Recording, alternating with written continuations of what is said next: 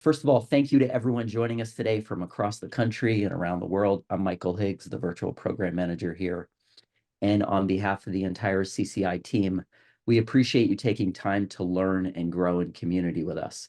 Today, we're excited to be sharing space again with Sam Horn. Some of you may have seen her at the Dallas conference last week, or you joined us for the prior virtual gathering, but this is part two. As many of you know, Conscious Capitalism is a global community of CEOs, presidents, founders, board members, entrepreneurs, and thought leaders from diverse industries, backgrounds, and perspectives who are committed to the shared purpose of elevating humanity through business. We were founded in 2008 as a 501c3, and we provide our community of active operating leaders a platform to share practical advice and tools on how our principles are integrated into different organizations and within various industries.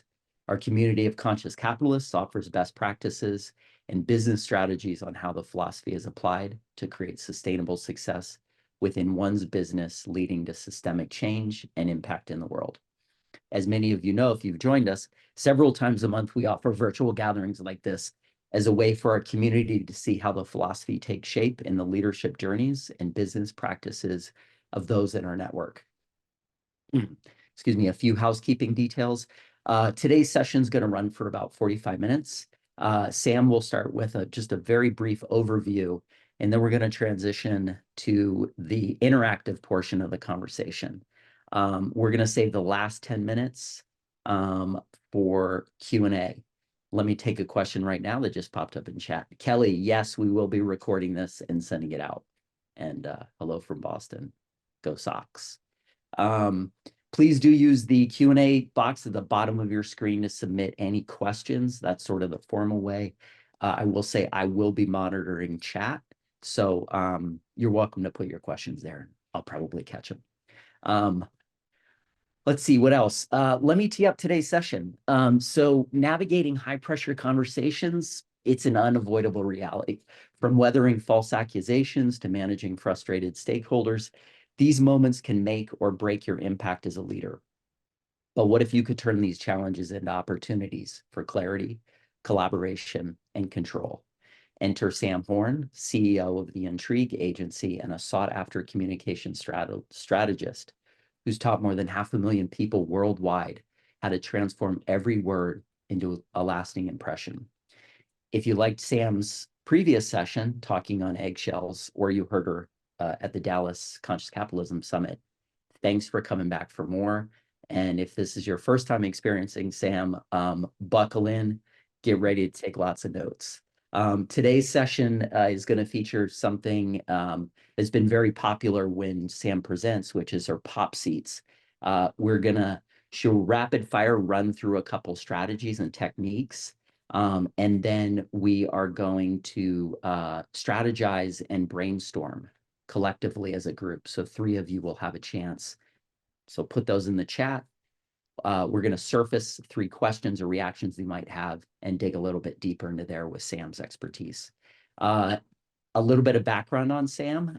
Sam is the CEO of the Intrigue Agency. As I said, it's a positioning messaging consultancy which helps people design and deliver TEDx talks, keynotes, funding pitches, and one-of-a-kind brands. She's also the CEO of the Tongue Fu Training Institute, a trademarked communication skills approach that teaches how to give and get respect at work, at home, online, and in public. She's the author of 10 books from major publishers, including Tongue Fu, Pop, Take the Bully by the Horns, Someday is Not a Day in the Week, and the Washington Post bestseller, Got Your Attention. Her work has been featured in dozens of publications, including the New York Times, Forbes, Harvard Business Review, and she's been interviewed on every major network. Sam has had the privilege of speaking to more than 500,000 people worldwide for clients including Boeing, Accenture, and National Geographic.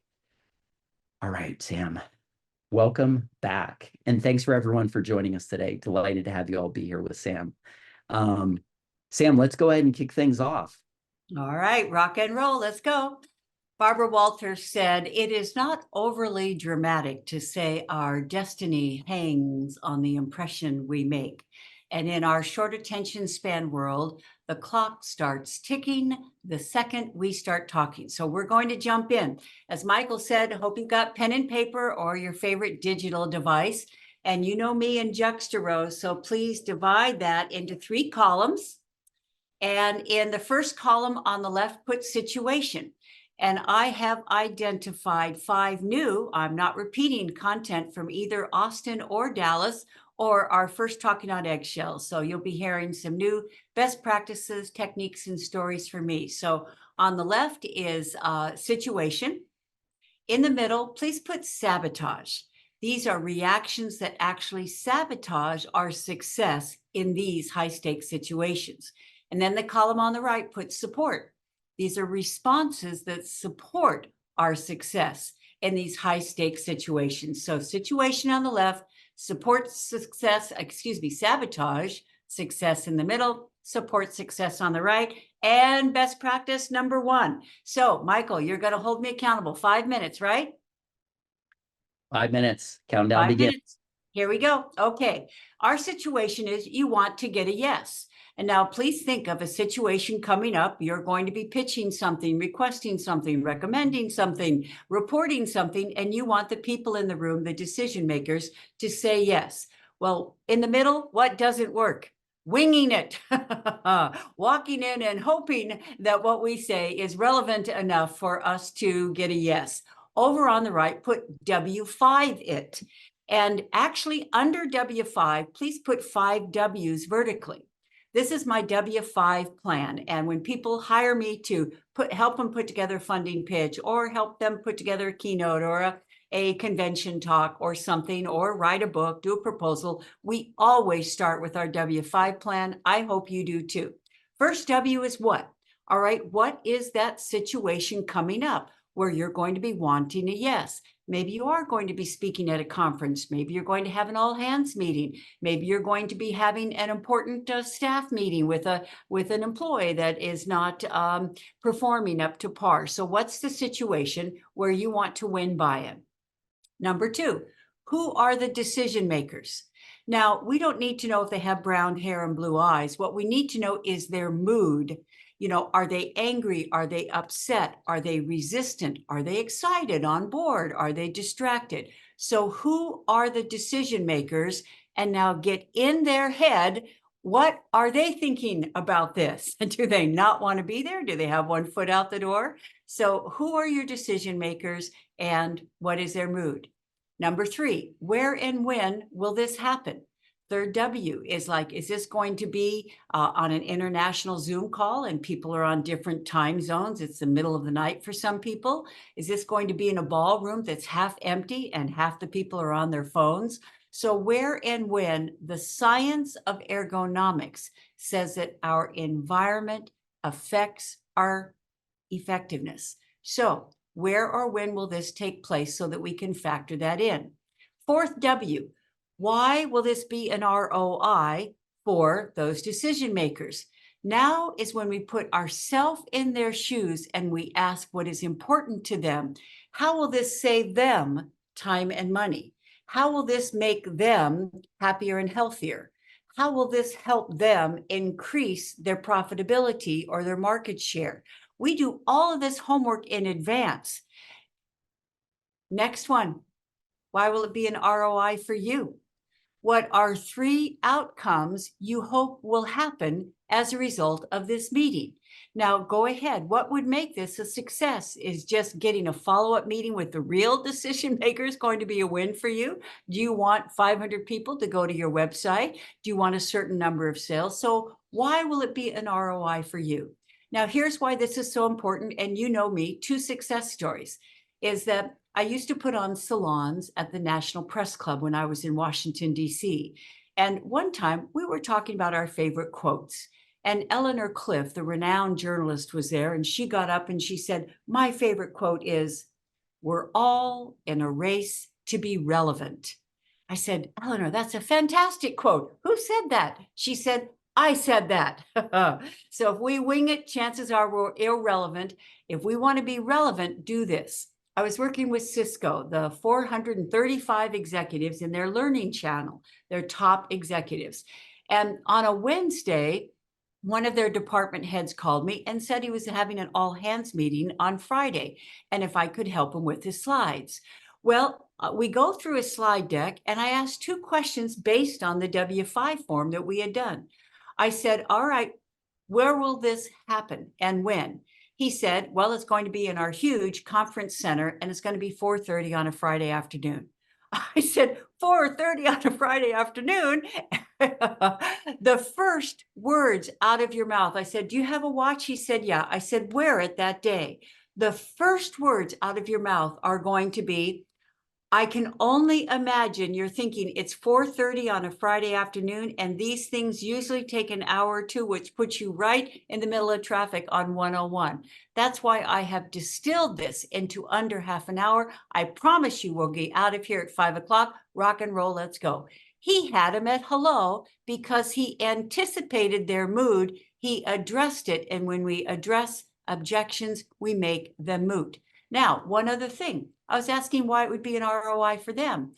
And I said, how do you want them to feel at the end of your presentation?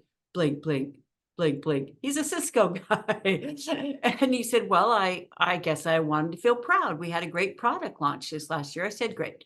What else? He said, well, I guess I want him to feel excited. We've got a big Q1 coming up. I said, do you think you might want to put some pictures of people in your PowerPoint slides? Because see, he's a Cisco guy, left brain. His entire PowerPoint slides were grids and graphs and charts and numbers, not one picture of a human being. Yet if he wants to win buy-in from human beings, we want to put them in the story. Well, he was a quick study. He got the company photographer and they went around on Thursday and got pictures of the people who put out the fire. They got pictures of the people who had identified a systems flaw so that they could prevent it before they shipped, etc. He said, Sam, you should have seen him. He called me back on the following Monday. He said, you should have seen him.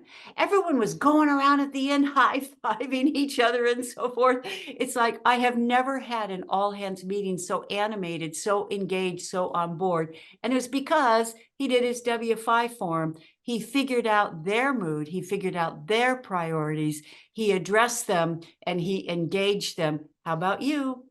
What's that big situation coming up?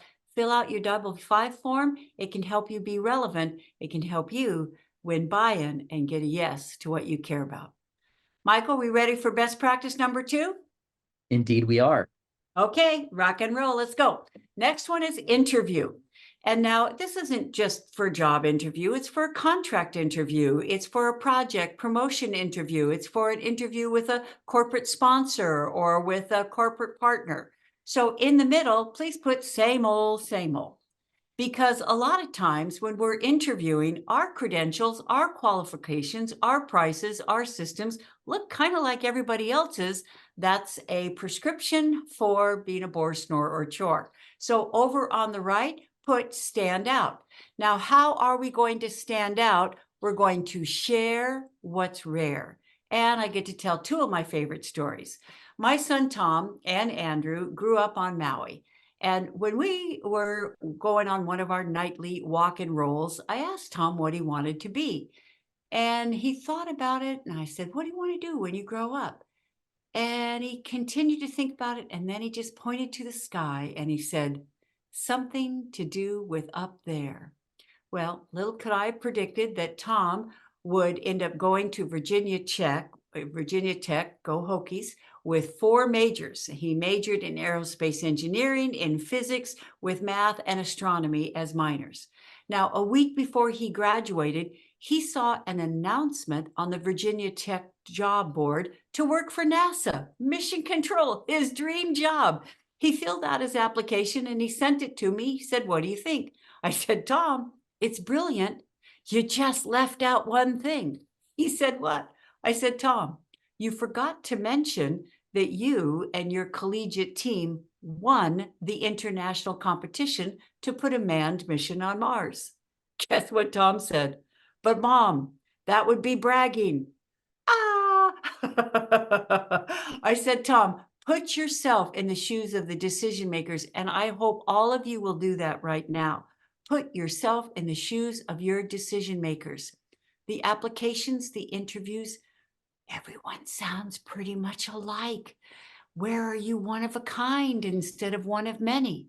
Where are you original instead of ubiquitous? Share what's rare. It could be your competitive edge.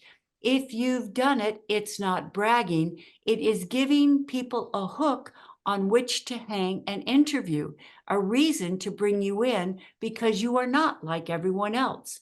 Now, one other quick story. Guess who got the job? Tom Horn got the job. Mission Control met his future wife, the astronaut scheduler, Patty. And guess what? They have two little astronauts now because he shared what's rare and he stood out in that interview instead of being same old, same old. Now, I had an opportunity to see Elon Musk at the National Press Club. So I called Tom. I say, Tom, if I have a chance to ask Elon a question, what should I ask him? He said, Mom, my job's with the ISS, so our job's safe. Everyone with the shuttle was laid off and they're all applying to SpaceX. Ask Elon what they could do in an interview to land a job. Guess what? I had an opportunity to ask Elon that question. He gave one of the most brilliant one-sentence answers I have ever heard. You ready? Don't tell me about the positions you've held. Tell me about the problems you've solved.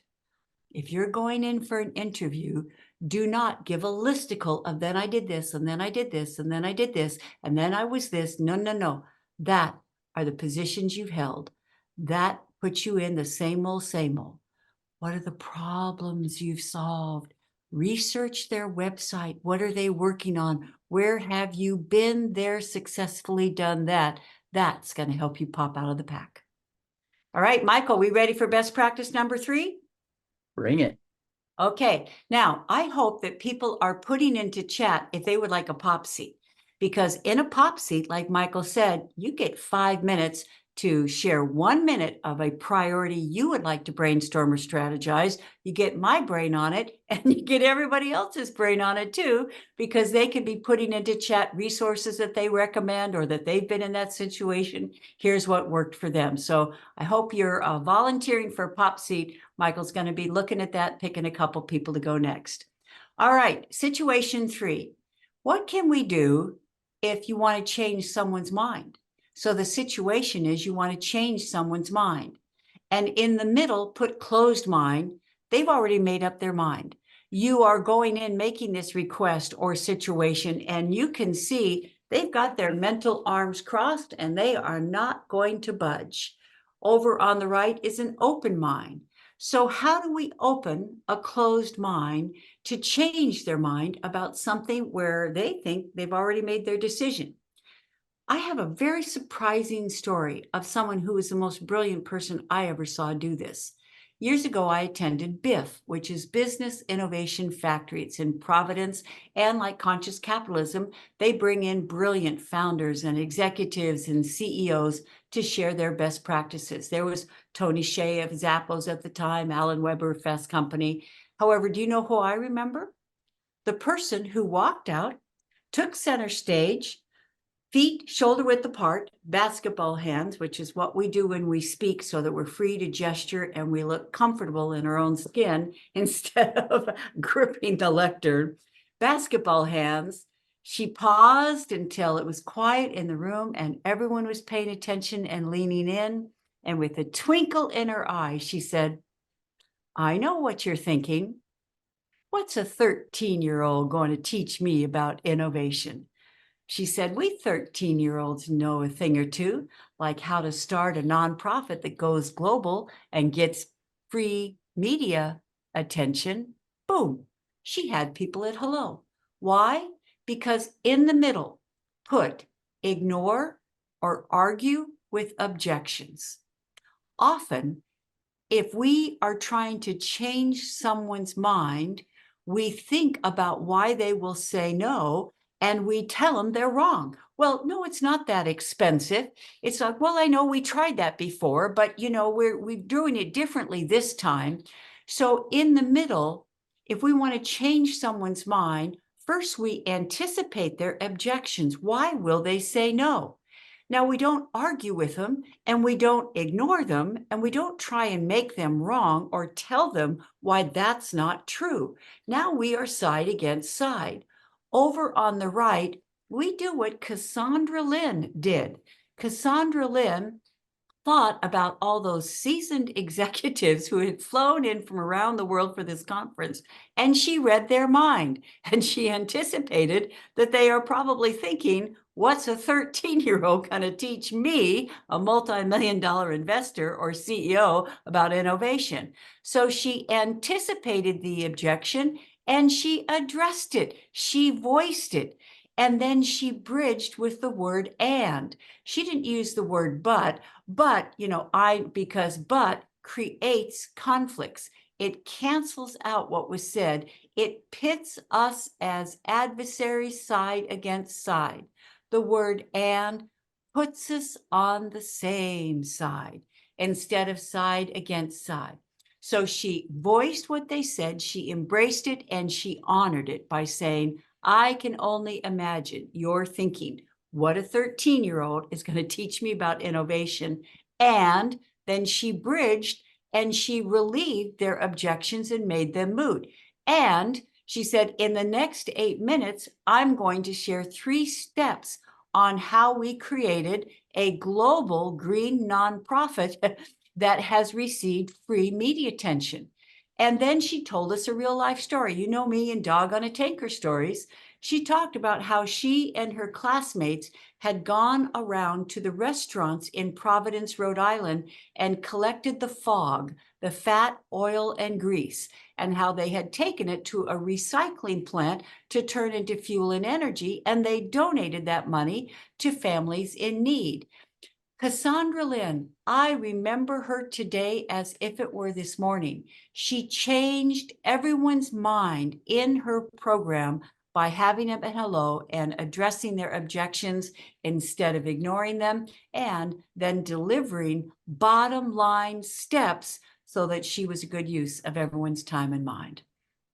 All right, Michael, ball's in your court. Time for a couple pop seats on how we can brainstorm, strategize someone's priority. Okay, well, we've got 2 in the pop seats. There's 1 seat available.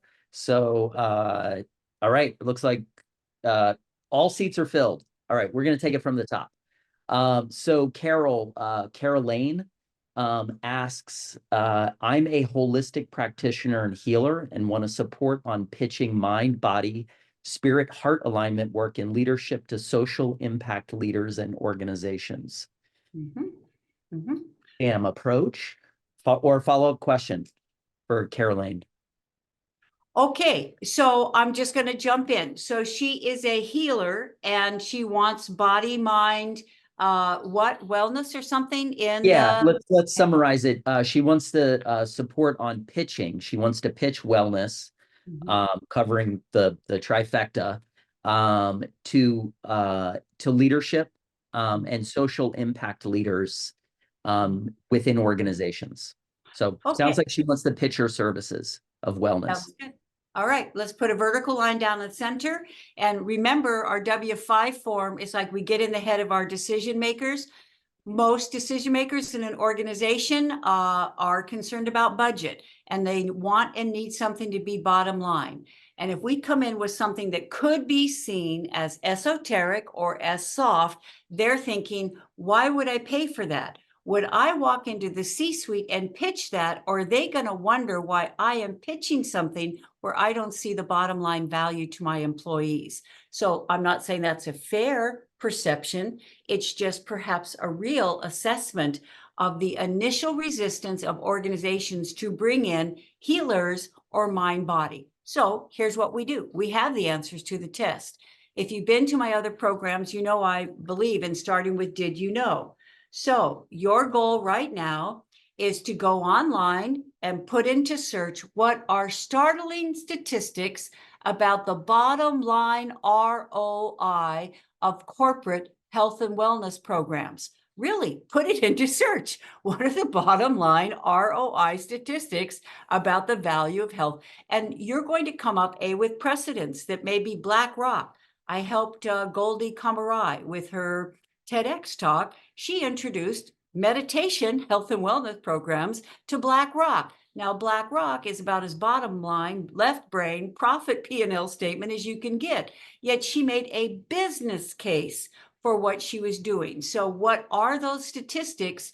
And they need to be recent in order to be relevant. So did you know that Harvard Business Review reported in the blank blank issue that health wellness programs are the single best investment a corporation can make in the sustainability of their employees, or something like that? Did you know that BlackRock, General Mills, and by the way, look for the book by David Gells, Gelles. It's called Mindful Work. David runs Office Corner, what's the name?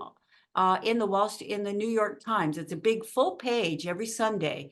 And he wrote a book about General Mills and Google and other Fortune 500 companies that have and have invested in health and wellness programs. So did you know that, these Fortune 100 firms have all invested in and have received ROI? And then probably go to another top of mind zeitgeist issue is that many employees are leaving because they do not feel seen or heard or valued. Did you know that employees of companies that have a health and wellness program are 60% more likely to stay with that company instead of leave because of their dissatisfaction? So there are, I didn't know that. And then imagine if you could bring in a season now, what are your credentials?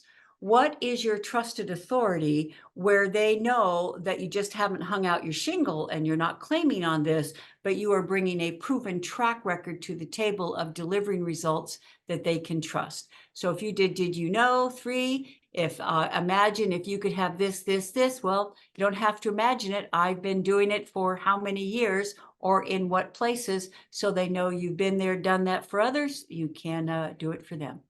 Hopefully that's helpful. Let me Michael? unmute. We've got some wisdom coming in from Serena. I just put a few data points. Thank you, Serena. I'll share your other one that you, it actually went to everyone. So Caroline, data points coming in from Serena to support. Let's see, let's jump to the next one here. I want to get to Greg.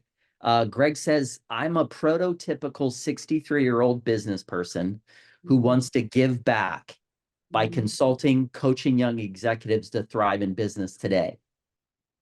Thoughts? Okay, over on the left, put one of many. Over on the right, put one of a kind. And first, good for you for wanting to give back. And I am going to start asking you, what are your contrarian insights from your career that are not platitudes or cliches? What will you say that flies in the face of what everyone else is saying? Over on your right, please write EEE, your experience, your expertise, and your epiphanies. So if you could say in one sentence, do you know the surprising thing I've learned in 30 years in this industry? It's not this, it's this. Because we need to elevate ourselves, because the vast majority of people are just saying same old. And so let me give you a quick example. It is that, I was sharing this example with Michael before our program. If you were there at the Dallas Conscious Capitalism program, I believe in having not just book signings where people stand in line. We have little communities gather around, and then we brainstorm, strategize everyone's book, and tap into the group brain trust. So here is a gentleman, sounds a little bit similar. He was doing organizational consulting, and he had been a former executive, and he was sharing his lessons learned on how we could be better leaders, etc. Now, once again, a very, very crowded niche, and we want to stand out from the crowd, not get lost in the crowd. We want to break out instead of blend in, because blending in is for Cuisinarts. So I kept asking him questions about surprising revelations, about one-of-a-kind experience, about expertise he had that no one else could claim, about epiphanies in a soundbite that got my eyebrows up. And he said something from Shakespeare about to be or not to be. I grabbed my notebook and I mocked up a book cover. And by the way, if you want to get consulting, if you come up with a great title for a book cover, you just got your brand positioning and messaging for your consulting business as well. So when this gentleman said to be or not to be, and I knew he was involved in leadership development, I mocked up a book cover. And as I told Michael, horizontal titles just sit on a page, they don't engage. Titles on an upslant give you the subliminal feeling it's going to be an uplifting read. Just try it yourself, you'll see the energy. So I wrote out to lead or not to lead. I said, go to GoDaddy right now and go to Amazon. And if no one has taken that title, and if you can get the domain, you just got yourself a multi-million-dollar domain name, consulting, positioning, and messaging for 12 bucks. Guess what? He came back the next day, he got the domain. So see, that's your goal. Do you see there are thousands of leadership speakers, authors, consultants, etc. The goal is to come up with something that's one of a kind instead of one of many, because if you did, you just popped yourself out of the pack. That's going to accelerate the whole process. Awesome. Okay, seat 3. Love this question. Thank you, Cindy, for bringing this. She says, I would love to hear Sam's thoughts on normalizing, excuse me, the taboo topics of aging and death. She provides some statistics. She says over 50% of adults don't have a will or estate plan. And there are over 53 million Americans providing family care, giving, but don't have a plan. So how do we normalize those taboo topics, Sam? Right now, just write down where there's no will, there's no way, which is actually pretty good. Thank you, brain. I'm serious. I would go to GoDaddy right now. And if you can get where there's no will, there's no way. Because it models everything we're talking about. An infobesity is advice. And if we give advice, they can find that online for free. If we want people to buy our book, A Sense of Humor Never Hurt Anyone, it helps people think this is not going to be a bore, snore, chore. It could be interesting, etc. And furthermore, you have a little edge to that title, and you can play off the statistics that blank people don't have wills, etc. There's no way that their family members are going to be able to get through their estate without probate. There's no way that they're going to be able to leverage all the money they've made all the years, etc. So do you see how that's a TEDx talk right there? And one other thing about that, and I get to practice what I preach. Okay, so I'm going to keep this short. Right now, start interviewing people. Put together your quiz. And start with a signature story about when you became crystal clear that this was your message and mission, and this is so important, and somebody's got to do something about it. I'm as much as somebody's anybody. I'm going to do something about it, and I'll model. It's, I work with Rod Laver in the tennis industry. I used to run running groups around the Capitol, etc. Well, when I was in tennis, I used to play tennis with a 4-5 player, pretty good. But every time she hit a winner, she would say, not bad for 60-something. And I promised myself I would never do that. Fast forward a few decades. Guess what? Age has crept into my vocabulary, and it's not what I want to do. So I was talking with a friend about this, and I had a knee issue at the time. She had plantar fasciitis, and we were kind of like hobbling around this property we were at, and we brainstormed it, and I came up with a one-of-a-kind word. Write down on your notes, and I'm using this one, so however you just got on your own, write down capital A, capital G, capital E, little NCY, agency. And it's how to use agency, it's how to use age as incentive, not excuse. So I've been able to register that word. I've got a book deal for that word. And what I'm clear about is that this is not going to be an advice book, because I think people, and I'm in the nonfiction self-help business book world, I think people with their short attention spans are a little tired of being taught. And so this is a little pearl on a necklace book with short vignette chapters of real life examples of people who are using their age as incentive, not excuse. So for you, it sounds like you're doing the financial aspect, the where there's no will, there's no way. Embed the advice in the example, because people will read a short 5 to 7 page chapter and they're learning from what that person did wrong and how they then changed it or corrected it or prevented it. And that is a speech people will pay for, and a book they will pay for, and a membership course or community they'll be part of, one that's about examples, not information, that's about stories and not statistics.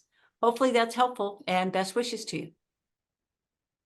Okay, Michael, Well, now we have time to share a couple more best practices and then open it up for Q&A. indeed we do. Yes, please. Okay, rock and roll.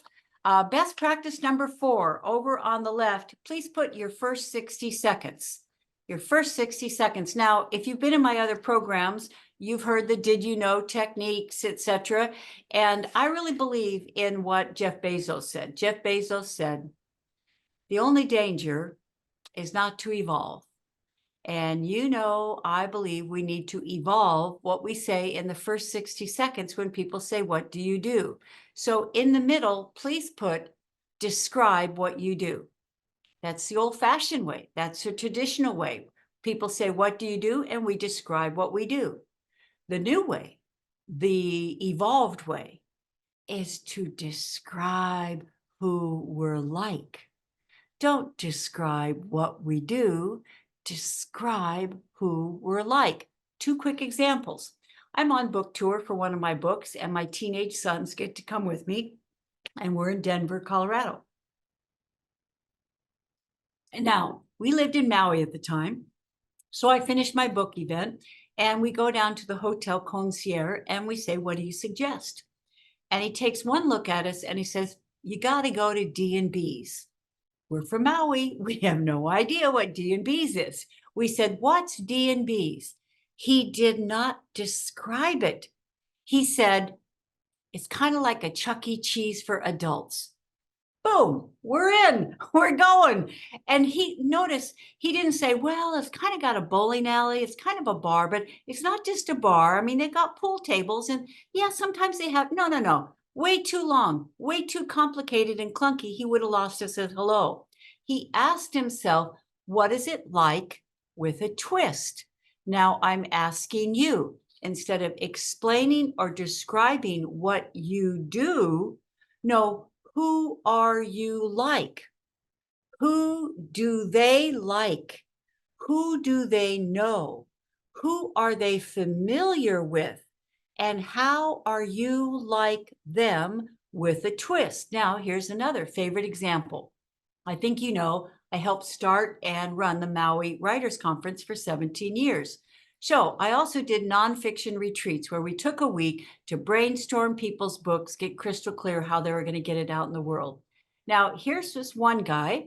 And when I asked what the book was about, he said that he spoke to whales. And I said, tell me a little bit more. And he says, well, I douse for whales. Now, some people may think he's one taco short of a combination plate, and agents and editors may not give this guy a book deal because he was describing what he was doing, but it was not getting traction or buy-in. So I start asking him, who are you like with a twist? What is a song you're like with a twist? Who is a person you're like with a twist? Who is a movie you're like with a twist?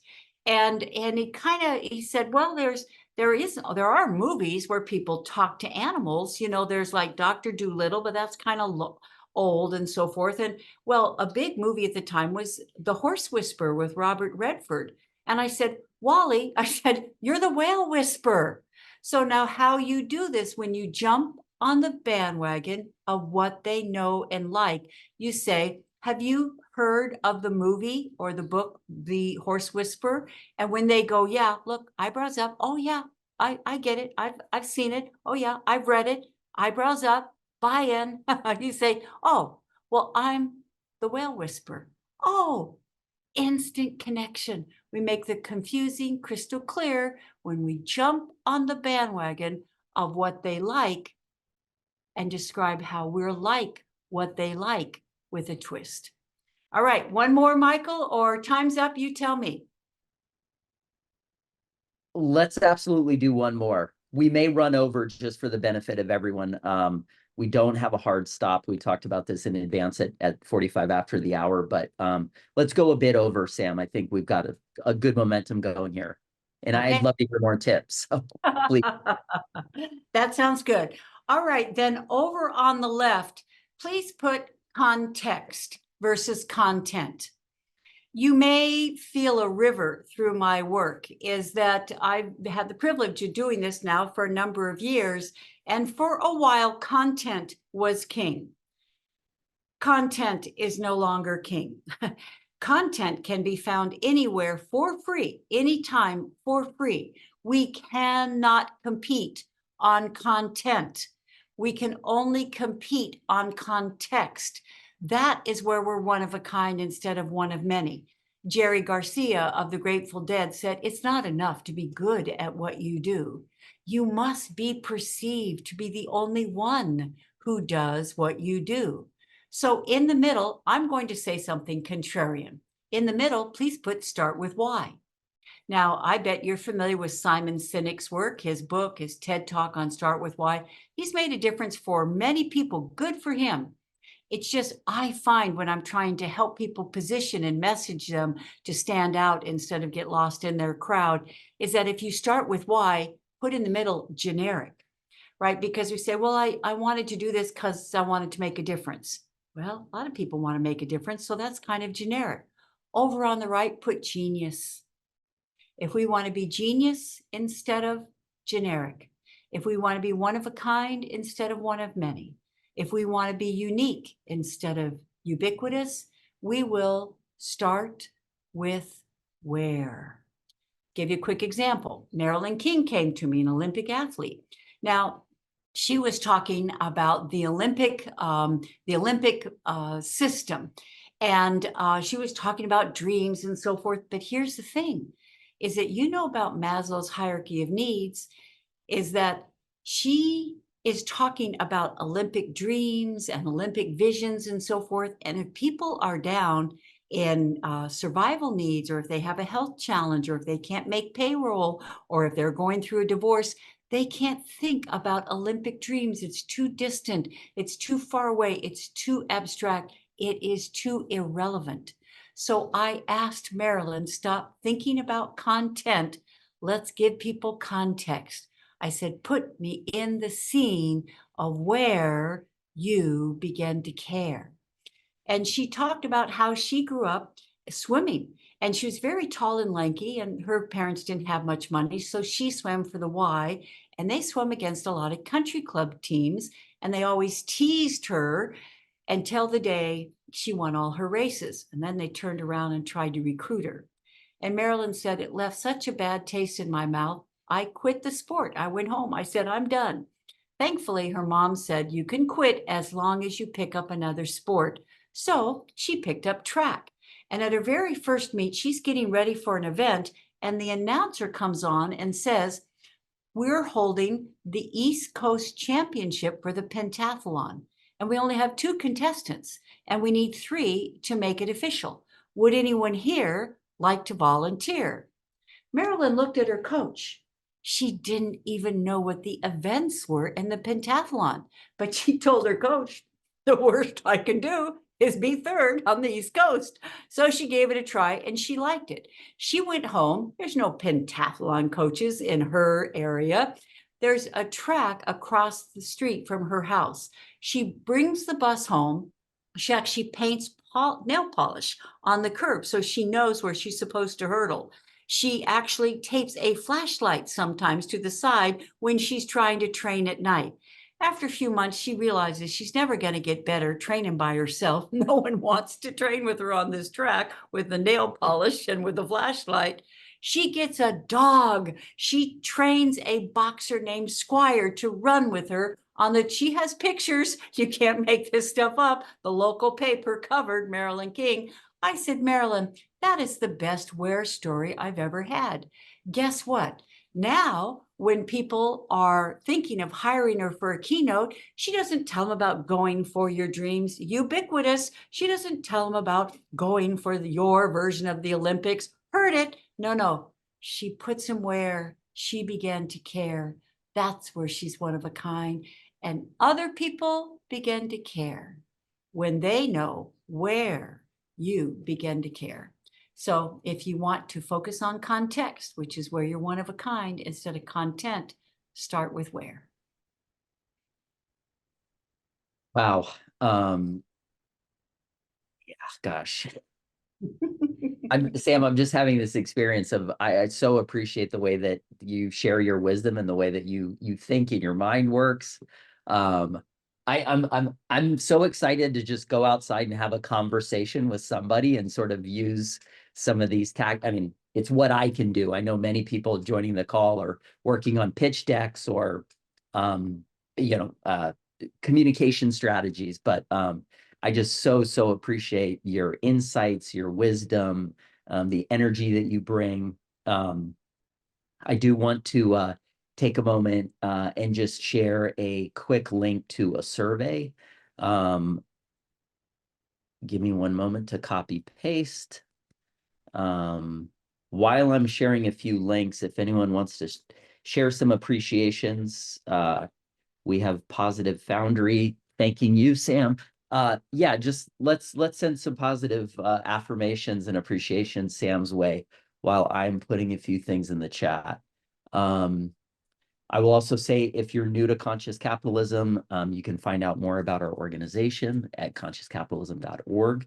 Also, if you are a CEO, founder, or president, and you want to attend our CEO Summit, which Sam will also be present at, please check out the link I just posted for the CEO Summit. And lastly, again, I will be sending out a recording of this session. But if you missed session one, with timestamps, I just put a link to the YouTube video from part one. And again, it is timestamped, so you can jump directly to those key points that Sam mentions in part one. And yeah, the appreciations are pouring in, Sam. Thank you. Loved your simplification. You know how to let your true self shine. I'm grateful for your presence in my life. Thanks for elevating the Dallas chapter. That was from Milan. Yeah, just a lot of gratitude pouring in. Last question for you, Sam. How can people follow you or sort of keep track of your work, your latest thinking, your books, etc.? Well, thank you for asking that. And I'm glad that you can tell I love what I do. It's Catherine Graham of the Washington Post said, "To do what you love and feel that it matters, how could anything be more fun?" Well, the only thing that's more fun is to stay in touch with people and to hear your results. So I hope that you'll connect with me on LinkedIn because my life is my lab. And when I get an idea or have a conversation or a great client success story, I like to write on LinkedIn. So if you'll report back your success stories and connect with me there. In fact, what I'll do is you had mentioned pitches. And so I am committed to sharing fresh stories and insights that we haven't shared in our previous Conscious Capitalism program. So I'll put up a new post on pitching later today, and hopefully we'll continue the conversation and continue to add value to each other.